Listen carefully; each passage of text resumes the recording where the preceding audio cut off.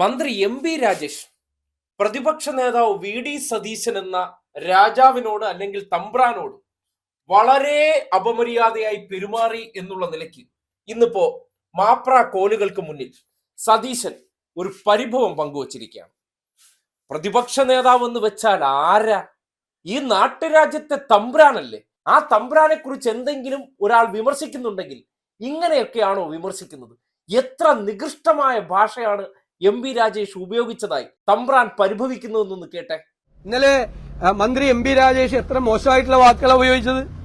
പ്രതിപക്ഷ നേതാവ് വിളിച്ചു കൂകുന്നു. സാധാരണ പറയാറുള്ള എന്താ, ഞങ്ങൾക്ക് എഴുത്തും വായനയൊക്കെ അറിയാൻ പാടില്ലാത്തവരാണ് കോൺഗ്രസ്സുകാരെല്ലാം. ഇവരെല്ലാം ബുദ്ധിജീവികളാണ്. ഇവരുടെ ബുദ്ധിജീവി നാട്യം നടിക്കുന്ന ആളുകളുടെ നാവിൽ നിന്ന് വരുന്ന വാക്കുകളാണ്.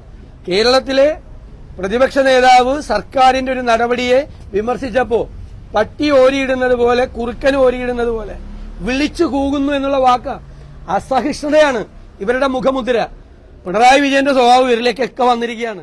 തിരുവുള്ളക്കേട് ഉണ്ടായിരിക്കുകയാണ്. നമ്മെക്കുറിച്ചൊക്കെ ഒരു കമ്മ്യൂണിസ്റ്റുകാരൻ സംസാരിക്കേണ്ടത് ഇങ്ങനത്തെ ഭാഷയിലാണോ?